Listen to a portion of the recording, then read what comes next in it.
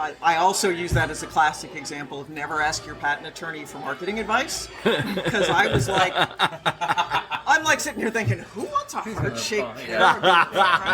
Literally.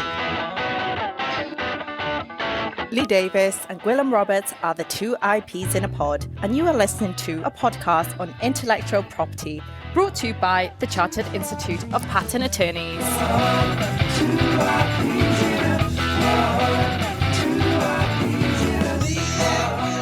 So, Gwilym, we never know which order these are going to go out in.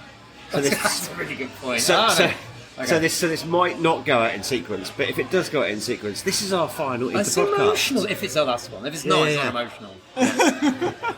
I'm still emotional, whatever. Yeah, you said you haven't got an emotion. You said you don't have emotions. Well, I've got a tired emotion, I've got a little bit of elation. They've been really good, haven't they? I've had a really good time. Yeah. Has that been your arc? Met some really interesting people. Tired and elated. Learned a huge amount. Yes, that always happens, doesn't it? Yeah. We learned about San Diego. Well, I think we've been through an arc with San Diego as well. Yeah. 'Cause it started off all kind of winter, bizarrely. Let's face it, we're trying to go through like this roller coaster of about 24 hours. How long have we been podcasting? Maybe 36 hours. 36 hours. Yeah. So it's difficult to really suggest that there's been some massive long thing. We've done a lot of them. Yeah, we started off, it's a bit grey. Yeah. It's a bit like Portsmouth, it's a bit like Rill. Yeah. But now, it's all sunny and we're on the big strip and I don't know, it's been really good. And I'm just looking forward to like maybe one or two more drinks and then hitting my hotel room and just sleeping. It's not true. That's not what happens. Yeah. 3 o'clock tomorrow afternoon, we'll finally get back to the hotel. We know what happens then. All the big parties are tonight. Ooh. So last year at Atlanta, we had the brilliant opportunity of speaking with a few of our sibling professional bodies from around the North American continent. So we did IPIC and we did AIPLA, and we've done IPIC earlier today, and now we've got colleagues from AIPLA on. Thank you for coming. You're really welcome to the podcast. Would you mind introducing yourselves, if that's okay, in whichever order you want to go, whoever wants to go first? Sure. I'm Margaret Polson. I have a small IP prosecution firm in Denver, Colorado, which, brief commercial, AIPLA's spring meeting will be there in 2027. So you guys can come to Denver. So I started the firm in 2014, and we do all types of IP prosecution. Uh-huh.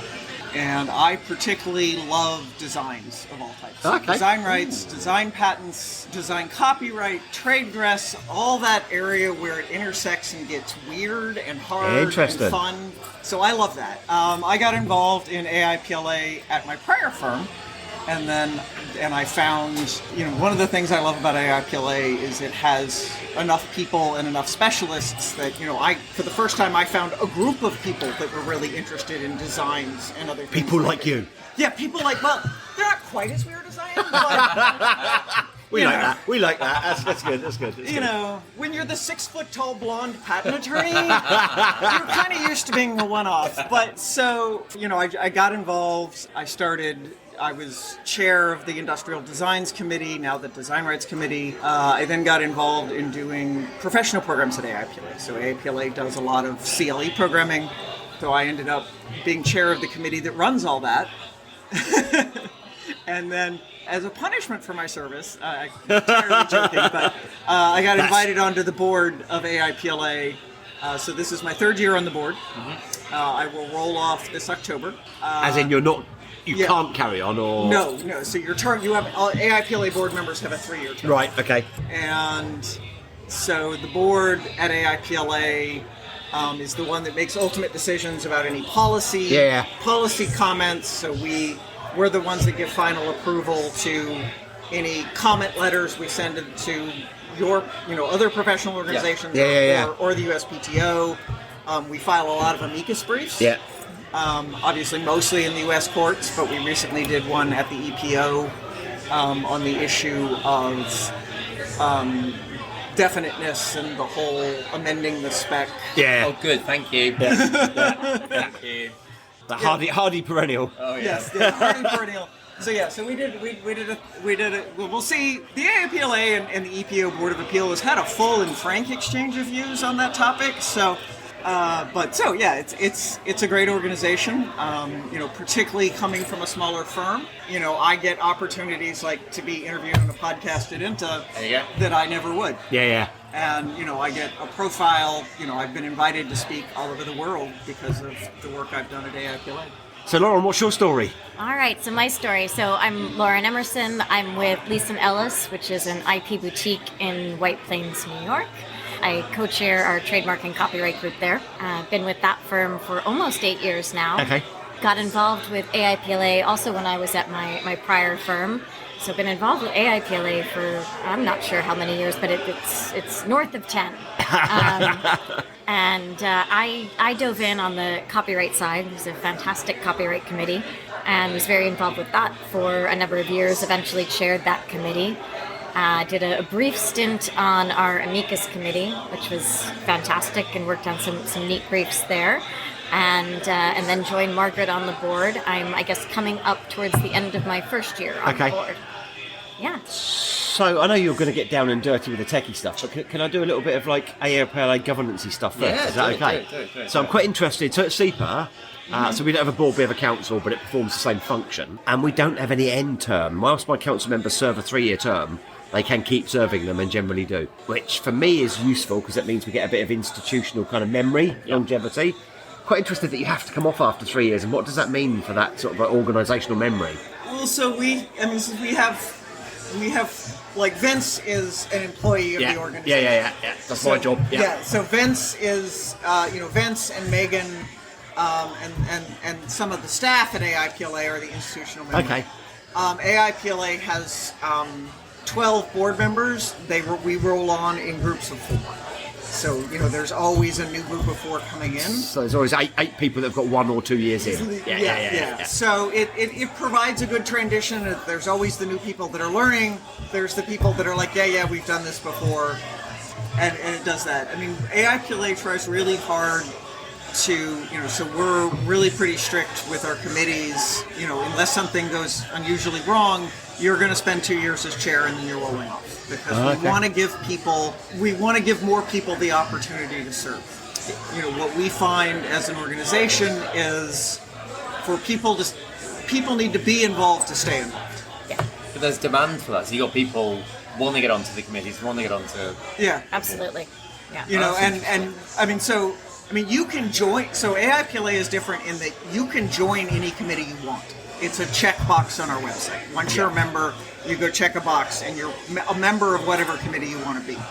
And we always encourage people, go sign up. You'll get emails. You'll see what's going on.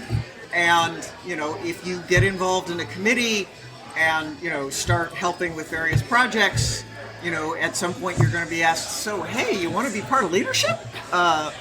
And you get invited on as vice chair. You spend 2 years as vice chair, and then assuming something hasn't gone horribly wrong, either professionally or personally, then you would normally serve 2 years as chair. What we consider a very important part of our job as leadership is always looking for the next group. Okay. I mean, succession planning. Planning. So when you take over as, when you get pulled in as vice chair, you're told, we're going to want to know 2 years from now who's going to be replacing you. So start looking for those people now. And the same thing with chair. Is your vice chair doing a good job? Do you think they should step up? So it really helps keep people, active and interested, and we joke in membership because all professional organizations are having a hard time with members. I mean, it's going down worldwide, and we joke that we want to make AIPLA sticky. Yeah. We want you to stick. Yeah. And so we're in the fortunate position where we're not going down worldwide. We're still growing. Yeah. There's good reason for it, but it's good to see against the general trend. Yeah. I was actually going to ask about sticking on the governance-y. Yeah. You've obviously all volunteers. Yeah. I think that's one of the interesting things. So when volunteers do something, it's because they see some benefit out of it, either to themselves or to the community. What tends to drive people to get more involved with the committees and with the board? I think it varies by individual, but I know I can speak from my experience on the copyright committee. It just had a group of very smart, very diligent copyright attorneys who really, really care about the issues and jump at the opportunity to weigh in on potential legislation or amicus briefs, and to sort of really collaborate with like-minded people who are equally invested improving the profession as a whole. Yeah. And I think it's some of both. I mean, again, you get, again, coming from a smaller firm, you raise your profile a lot. For me, a huge part of it was, designs has become more and more prominent. Right. So back when I started doing design patents, they were the weird kid in the corner that everybody looked at funny. I mean, there's like, oh, you do designs. Nobody ever infringes a design patent, right? And then Apple v. Samsung came out, and everybody went, wait, there's a separate damages statute? Yeah. And so it's really raised the profile of designs, and one of the things I'm really passionate about is providing good design educational content. Yeah. People need to learn about it. There's more I want to learn, so I want to organize something where the people I want to learn from will come talk. Sure. And as long as I'm doing that, I might as well do it for other people. I loved designs when I was training. It's a while ago. Because you used to get it by fax or something. You get the drawings by fax, and you had to cut them out and glue them on a piece of paper. And then you get the captions, you had to cut them out and glue them on, and you had to draw blue lines around the bits you disclaimed. It was the most therapeutic and relaxing piece of work. It was fantastic. Arts and crafts. I loved it. It's cutting and sticking. It was really, really good. I know it's moved on from that, but I'm out of interest. And normally, something happens in your career that opens up that realization of something you love. Yeah. When did that happen to you? When did design? What was the moment? So I started doing. I got a client. So accident of client. Early in 2000, a client came in to see me. And Brian Kelligan, he owns Bison Designs in Colorado, and he was making he was a climber, a rock climber, and he was making the aluminum carabiners for keychains. Right. And he had the dumb moment that, well, if they're now keychains, they don't have to be in the functional shapes. Indeed, yes, exactly. So we can make them fun shapes, right? And so he went and he got, he did a star and a heart and a football, American football, in these first set of shapes. And, he came in and was like, how do we protect these? And clearly a carabiner is not a new thing. They date from the American Civil War. So, utility patent was the obvious thing to do. And so I started doing them with Brian, and I discovered I really liked doing them, and I discovered how powerful they were. And I also use that as a classic example of never ask your patent attorney for marketing advice. Because I was like, I'm like sitting here thinking, who wants a heart-shaped carabiner? Literally, he sold millions of them. Right? Millions of heart-shaped carabiners, star-shaped carabiners, dog-bone-shaped carabiners. They have one of everything, right? They've sold millions of them. So never ask your patent attorney for marketing advice. Protection. I'm going to ask the same question in 2 seconds, because carabiners come from the Civil War. Did you just say that? They're named carabiner because of the carbine guns. Yeah. Really? Well, why? Because I don't remember what they were. The clips. The clips, the carbine gun. They were for climbing. Oh, right. Leather strap, clonk, clonk, gun on. Well, there you go. That's what podcasts are for. Thank you very much for the information. Lee, thank you for knowing that. A couple of Portsmouth. I know my military history. Okay. Yeah, so Lauren, what was your kind of flashpoint moment when you thought this is what you want to do? In terms of getting more interested in copyright? Yeah. So, actually, top podcast tip, whichever story you want to tell, don't worry. All right. Whatever the question is, tell your story. Yeah. All right, fair enough. Yeah, so I was probably a young, maybe mid-level associate, the primarily trademark practice, when Pinterest came out. Okay, right? yeah. And so all of a sudden we had a lot of questions from clients about, well, what can we actually do with these images? Is this basically recreational copyright infringement, or are we okay here? Started fielding. That's a great phrase. Yeah. And thank you, I coined it. So started, fielding more and more copyright questions, and as a associate looking to distinguish yourself, I kind of dove in on that and started taking on more and more copyright work. And it's fun. It's really fun, especially now we're getting into all the AI stuff. So it's just an area that was going to be my question. Yeah. So I mean, it's a biggie for us in the UK at the moment. The UK IPO's Consortium on Copyright and AI, similar here. Yeah. Yeah. So what's the future? Come on, look over the horizon for us. Look over the horizon. Just succinctly, what's the future? Just a few words. Well, in the short term, everyone's going to, they're Run going around like to headless keep chickens. fighting it. No, I mean, multiple cases pending in the U.S. courts. I would, I guess, be a little bit surprised if they all come out the same way. And so you expect to see these issues kind of start to work their way up the system and see where it goes. Yeah, I mean, the U.S. court system is not known for its speediness or monetary efficiency. So, on the bright side, there's a lot of lawyer work to be done. It's a full employment act for lawyers at the moment, and we get to look like we know what we're talking about, and then. So is that AI is advocacy income? Is that? Oh, so wait. 11 podcasts. It's not bad 11 podcasting, is it? Yeah. Are you developing a policy position around AI and copyright? I mean, do you have a position you're going to vaguely take, or is it too early for that? I think it's too early for that. I think there's a lot of work being done by the committees to try to figure that out. But it's a sort of a joint venture. There's an AI task force within the organization, and then of course the copyright committee. And so but we have. I think we've taken some early positions. Early. But it's still. The board has made some resolutions on AI. I mean, a lot of what we've been concerned about is AI use by the office. Yeah. Okay. Yeah. So, we know they're using AI to do searching and things like that, but none of us want to see the AI trying to write the office actions. Yeah. Because it's really not there. And, the hallucinating stuff, I mean, I occasionally decide, can ChatGPT do my job?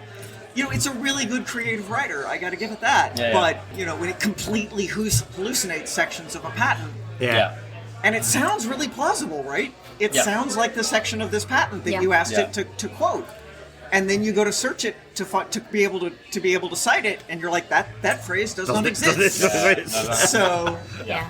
But you get into some of the, the juicy sort of fair use. Is it fair use? Is it not? When you're talking about training, the large language models on copyrighted content and things like that. And, for an organization like AIPLA, it's always interesting to tackle questions like that because our members come from all industries, right? Yeah. So we've got folks, sort of on the more tech side and on the content side and trying to come up with positions.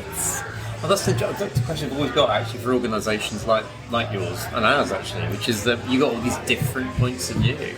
How do you reconcile them? How do you kind of find? Do you look for consensus, or do you just find the main points of view and express them? How do you do it? I mean, so at the board level, it's it's by long, sometimes ugly debates at the board. Yeah. And we try to come to a consensus. We have to have a majority vote. We have to have more than a majority for amicus positions. Mm-hmm. Yeah, of course. And so, we spend a lot of time, well, will you accept this, does this wording make you feel better? Does this wording make you feel better? And, but one of the, we try really hard on our board to have people from a diverse set of law firms and in-house and all of that, so we get all those views. Because we really don't want to lose that, we try really hard to be an arbiter for a good IP system that works well for everybody. I was going to say that. So sometimes we'll find ourselves in a position where we can't get a consensus, let alone a majority. So sometimes, actually quite often, we want to put all views.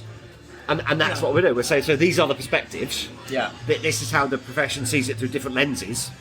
Over to you. Not all the views. No, maybe not all the views. I think any big kind of semi-majority views. We've been told they don't mind that. Yeah. Powers that be quite want to hear, because I won't mention that we have a sister organisation or a sibling organisation, as you'd say, in the UK, where I get the feeling sometimes they end up consensusing it to death. Mm-hmm. And there's almost nothing left. That's always a tricky to actually have an impact. It's so tricky, isn't it? Yeah.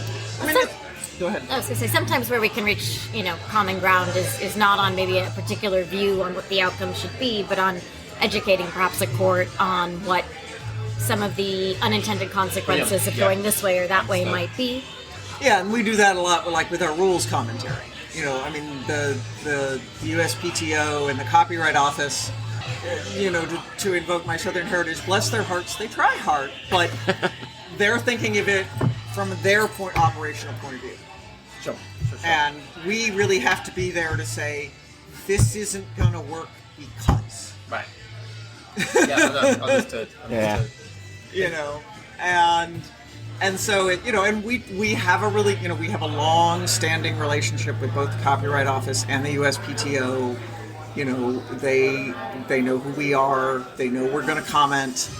You know, and we try really hard to keep that relationship cordial and friendly and all of that. Yeah, we understand that, don't we? That's, But on the other hand, if things are going, you know, there have been times when the office is going seriously sideways, and we're like, hey, no, this is not right. And you know, most of the time, it's you know, a lot of the time, what we say gets listened to. Yeah. You know.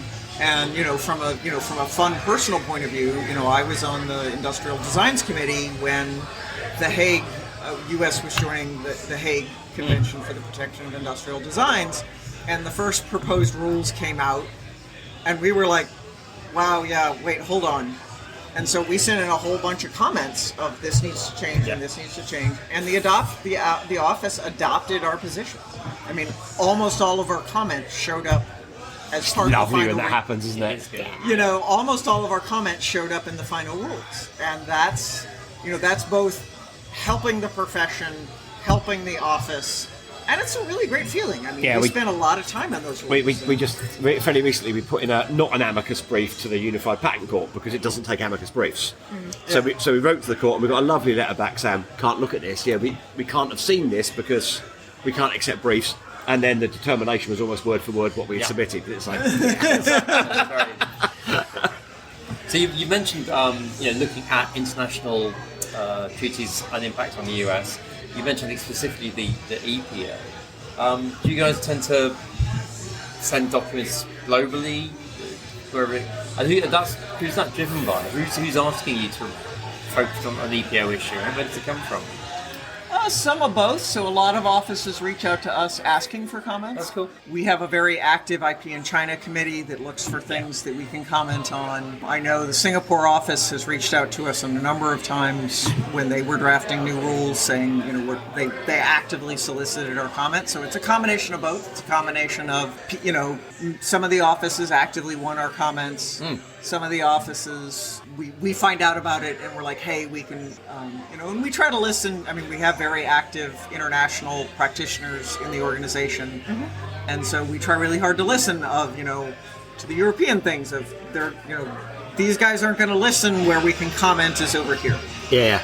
You know, and, you know, it's, you know, I mean, part of the whole point of professional organizations is to build those bridges and to keep those doors open and, you know, to try and promote. But that's a tough gig, isn't it? Because that's a lot of work. It's continuous work. You can't let up. No. I mean, her and I were at the, you know, the TM5 and the Industrial Design 5 met before INTA, and they had a users group meeting on Saturday. So we were there representing AIPLA, you know, in front of the five, you know, because the 5 offices were there to hear what user groups wanted to say, and so, you know, we gave them our comments on both. The designs one was on graphical user interfaces, which is a huge issue. Yes. Designs is the least harmonized area of IP law. You know, what you think you know in the U.S. has nothing to do with what's going on in other countries.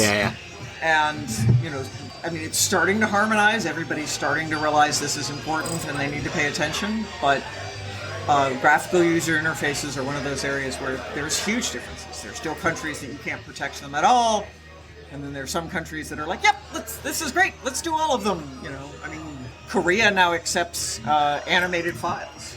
Yeah. So you can show a whole animation of how your GUI works. Very cool. Oftenly, you say we learn stuff on these podcasts, but I have to say one of the things I love, agree, yes, I agree, but one of the things I really love actually is just how many different international organisations we talk to. Yeah. And the passion everywhere is brilliant. It's really lovely that. And there is quite you get to feel there's a real global community of people who care about IP. And usually in a really well-balanced way. You know, you're going to have people who hate IP, and you're going to get people who abuse IP.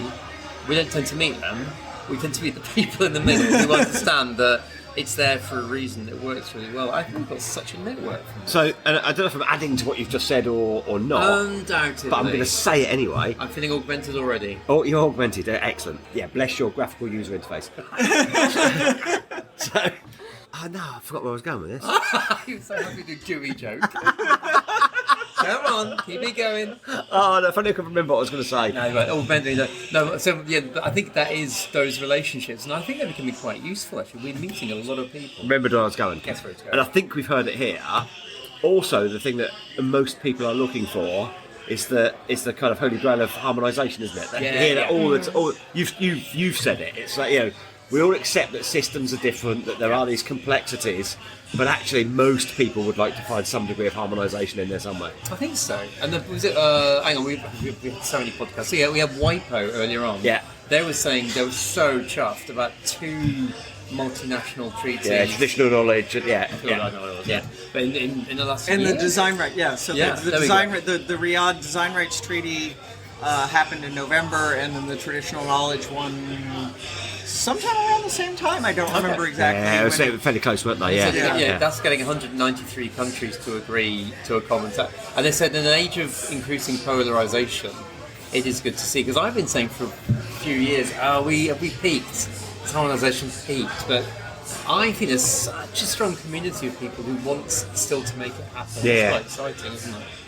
No, I think it is, and I mean the Design Rights Treaty is a great example. I mean, the Design Rights Treaty has a lot of very important things. It covers graphical user interfaces. It covers partial designs. It covers having a grace period.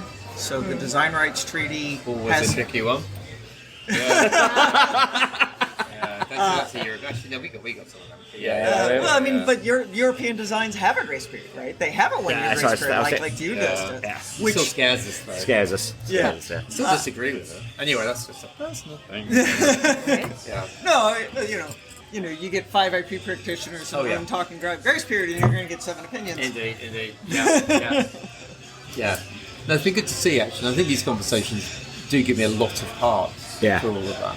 I'm from the patent world, and that's got nowhere for decades now. Yeah. Maybe it's too 40, 50 years on harmonisation. It's not getting anywhere. But what gets me actually about the patent system, I'm off on one now, is how arbitrary, maybe in all of our stuff, so there's some arbitrary numbers in the patent system that make me laugh. For example, the 1-year priority period. Predicated on how long it took a pony to get between Land's End and John O'Groats or something like that, yeah. Publication period, predicated on how long it used to take to typeset a patent.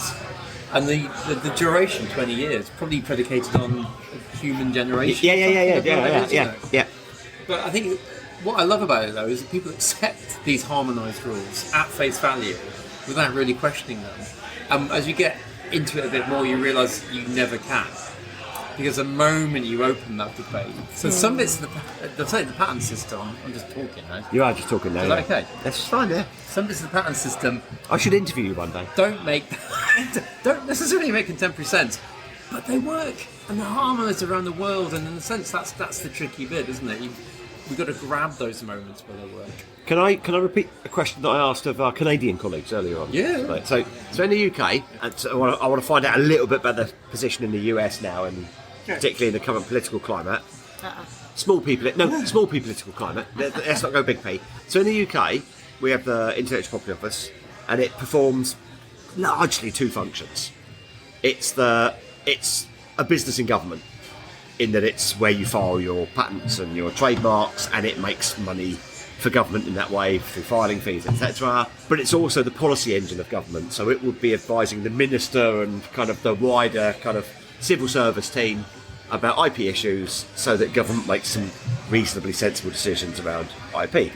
And our job is to influence them in both spheres, isn't it? It's to make sure that the mechanics of the patent office, the IPO, works for us as a profession, but also to make sure that when we're making law and policy, it's good law and policy in the interest not just of us, but also the primary beneficiary, the user of the IP system. So what's the position now in the US with the USPTO? Because I understand it's slightly more political than that, but I guess it's performing the same kind of duality of function. Yeah, so I mean, so since the head of the USPTO is a political appointee, Yeah. so policy can shift between administrations. I mean, there's a core set of people that are sort of driving it along, and, and there is a lot of patents need to work for small business and all of that. And business needs certainty. And business needs certainty. Yeah. And so, in the US, I think it's much more, most people agree on the goals. We're just arguing about how we're going to get there. Okay, yeah. To be, like in the US, 101 is eligibility, right? And that is its own flaming... Arrow? Flaming morass of... Did you say flaming morass? Well, she gave us flaming, I give you morass. Poetic, guys. You should collaborate more. The Supreme Court has ruled, and the current standard is so vague as to be unworkable. And so you get cases that come out one way and come out another way, and there's very little predictability for business. Yeah. And the Supreme Court has made it really clear they view this as an issue for Congress to fix. Okay. They're not going to rule again. Yeah. Okay. Eligibility is a fundamental part of the patent system. There needs to be a legislative fix. Time to tidy. And they're not going to fix it, which is somewhat rare in our Supreme Court to be like, nope, your guys, we're not touching it. They're pretty willing to go there, but in the eligibility world, they've made it very clear they're not gonna. That this is a Congress issue to fix. There are current proposals, draft legislation on trying to fix it. As you can imagine, that is an extraordinarily contentious issue. Because they're the two big. I mean, in the U.S., eligibility affects two main groups of people, and that's biotech and software. Yeah. And us mechanical people, but I do the other part of my practice that's an awful lot of fun in the mechanical utility patent world is I do patents on amusement rides. So you don't generally have an eligibility problem with an amusement ride. It's like no, this is a thing, and it's But certainly, my software colleagues and my biotech colleagues, 101 is a huge issue. And I want to talk about amusement rides. Yeah. It is so much fun. And so the amusement ride industry has the best conference.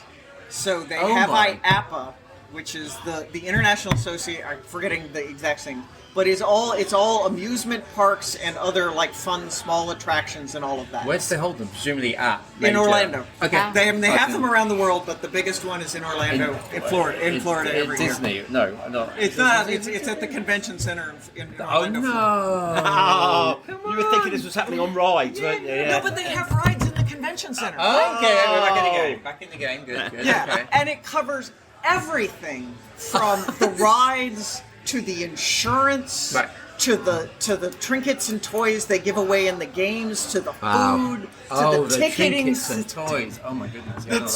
And the vendors call it that, right? It's it's trinkets and toys. To the suits for the people that dance around in a costume. Oh wow! I'm at the wrong conference. And we can sell you a bunny suit or a bear suit or or the animatronic things. Somebody does it. Of course. No, and it's this huge conference. It's multiple floors of the Orlando Convention Center. They've had roller coasters set up in there. They have all sorts of rides set up in there. They have the big VR games where you're going through with a headset on and shooting things. And it is the most fun you will ever have at a conference. Which kind of makes sense. So next year then, It is in November, the week before Thanksgiving. And you go there? I go there. Do you go there do you run a little booth? Or? No, so I'm there in support of my clients. Right. So as with most convention, I have multiple clients in the amusement ride industry. Because there's not many attorneys that specialize in this. So they're like, hey, we need to get a patent. Who do you use? Go talk to Margaret. They have an IP takedown procedure, like most conventions do. So, I go walk the floor and I look for things that are infringing my clients' rights, and I go talk to the very nice people in IP enforcement with a copy of the patent and hey, this needs to come down. And this is, are we talking about patents ginormous roller coasters or patents for trinkets or the whole? All of the above. So ropes courses, how roller exciting coasters. is this? I'm so sick of telecoms. Look, I have, as far as I'm concerned, I have the best job ever. sounds I get to amazing. learn about That sounds roller like a great coasters. job. Yeah. I get to learn about design patents. Now, it really That's quite sucked cool. during COVID. I Yeah. gotta say, that was an industry that got really hard hit. But We should no, find this out earlier. Yeah, because I'm just about to do that annoying thing that I do, which is to say one of my jobs is to keep time, and we're kind of near the end. Very near. But I don't know if you've got any more questions, Gwyneth, but I've got a general question, then a closer. You got a Euro And I'll explain the closer in a moment. Okay. General question Yeah, I'm sitting from back. both of your perspectives. Sure. What's big on AIPLA's radar in terms of things that you want to get done in the next 12 months or so? I mean, so AI and the fair use question Okay, is yeah. a lot of what's going on. Trying stability is what's on a lot of our minds these days. Making sure that the system remains stable. Okay. Because the reality is, any of us can live with the system as long as we know the rules. We may not like the rules, but we're lawyers. We work with rules. But if the rules are continuously changing, that's a problem. Anything specific from the trademarks or copyright perspective, Lauren? I think that's a lot of what the copyright side of things is looking at, is that AI issue. Okay. I think as a It's so pervasive, it's across everything. Yeah. from a sort of as an organization, as Margaret mentioned, it's becoming, I think, increasingly challenging for IP organizations to attract and retain members, and so that stickiness is really big. And so one of the things we tried is, historically, the organization has had this midwinter meeting as one of our 3 stated meetings. And this January, we tried an experiment of doing a different format, which was really a leadership forum, where instead of focusing on the substantive IP issues, we focused on just different leadership type issues, which was really neat. And I think figuring out sort of how to use that time slot for, keeping the energy of the organization going and attracting new members and all of that. So that's been something that we've been thinking about quite a bit.